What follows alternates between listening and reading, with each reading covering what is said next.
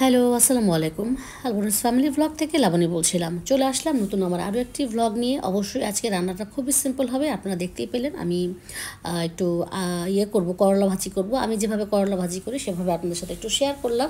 করলা ভাজিটা কিন্তু আসলে অনেকে ভাজা ভাজা খান, অনেকে একটু কাঁচা কাঁচা খেয়ে থাকেন। সিদ্ধ হবে বাট মানে একদম কাঁচা কাঁচা এরকম একটা ভাব থাকবে। তো আমার বাসায় সবসময় আমি এভাবেই করি, কারণ আমার আম্মাকে দেখেছি যেটা, আমি ওইভাবেই আজকে করব। তবে আজকে একটু হলুদ দিলাম, আমি অন্য সময় তেমন একটা হলুদ দিই না। আর আজকে করলাটা না একটু তেতো বেশি, কারণ ছোট ছোট একদম সবুজ সবুজ কালার ছিল।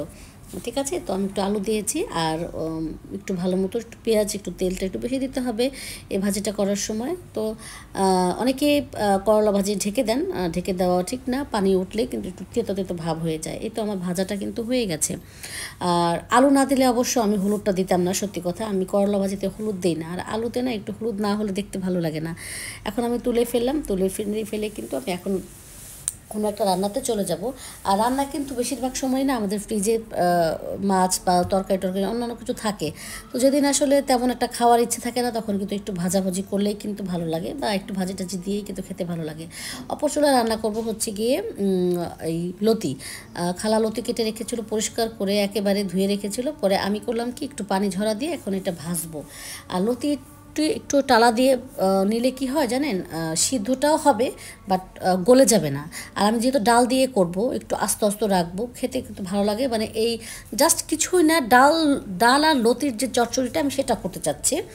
আর এটা কিন্তু আমরা অনেক সময় শুধু মশলা দিয়েও খাই, ইলিশ মাছের মাথা দিয়েও খাই, বা চিংড়ি মাছ দিয়েও খাই। কিন্তু আমার বাসায় যেহেতু ডাল, আমার হাজব্যান্ড যেহেতু মাছ খায় না, আমি সবসময় বলে থাকি, তো এই ডাল চচ্চড়িটা করলে কি হয়, মানে এই লতি চচ্চড়িটা করলে ও খেতে পারে আর কি। তো মাছ মাংস থাকলেও দেখা যায় কি আমাকে এক্সট্রা করে ওর জন্য কিছুটা করতেই হয়। আমি কিন্তু সুন্দর করে বসিয়ে দিয়েছি, এখন আমি ডালটা বসাই দিব। আমি যেহেতু আগে থেকেই লতিটা ভেজে নিয়েছি, আমি বললাম আপনাদেরকে, লতিটা কিন্তু ভাজার পরে কিন্তু ধুয়ে টুয়ে সুন্দর করে এখন আমি ডালের মধ্যে একসাথে দিয়ে দিলাম, কারণ দুটো মিলে একসাথে সিদ্ধ হবে। বেশি সিদ্ধ করবেন না, তাহলে কিন্তু চচ্চড়িটা ভাব থাকবে না, ঠিক আছে। আর খুব বেশি তেল দিলে কিন্তু এই চচ্চড়িটা ভালো হবে না। আর এখন একটু ডিম ভুনা করে নিব ওর জন্য, মানে হাজব্যান্ডের জন্য। ও তো আসলে রাতেরবেলা একটা রুটি খায়। আমি ওর কথা এই জন্যই বলি, কারণ সে রাতেরবেলা খাবে, এই জন্য ওর জন্য আমাকে আলাদা আলাদা করতে হয়। আর দুপুরবেলা শুধু খাওয়া হয় তো আমাদের বাসায় তেমন একটা রাতে খাওয়ার কোনো একটা নাই, মানে কি বলে, একটা ব্যাপার থাকে না যে খেতেই হবে এরকম টাইপের। কেউ বাচ্চারাও বলেন বা আমার শাশুড়ি বলেন বা আমি বলি, মানে খুব একটা নিয়ম করে যে ভাত খাওয়া, সেইটা কিন্তু হয় না আসলে। আর এই জন্যই আমি যখন রান্না করে আমার হাজব্যান্ডের মাথাটা চিন্তা করেই করি, কারণ দুপুরে আমরা মাছ টাছ দিয়ে খেতে পারি, কিন্তু ওর জন্য আলাদা আলাদা করে সব কিছু করতে হয় আর কি।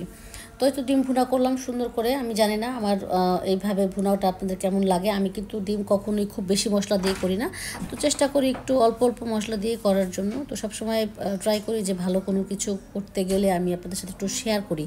আর এভাবে কিন্তু দেখবেন, আমি কিন্তু পুরো তেলটা দিলাম না, আপনারা দেখলেন। আমি কিন্তু সুন্দর করে ভাজার পরে পেঁয়াজটাও বেরেস্তাটা উঠিয়ে ফেললাম। রঙটা সুন্দর হয়েছে, খেতেও ভালো হয়েছে। আসলে আমার রান্নার প্রশংসা আমি নিজে নাই করি। তো যাই হোক, এখন রান্না বান্না কমপ্লিট হয়ে গেছে, যেহেতু এই যে আমার সেই লতিটা চচ্চড়ি হয়ে গেছে সুন্দর করে, একটু পোড়া পোড়া হয়েছে। আপনারা ভাববেন না যেটা পুড়ে গেছে, আমি কিন্তু এটা একেবারেই করেছি। আল্লাহ হাফেজ।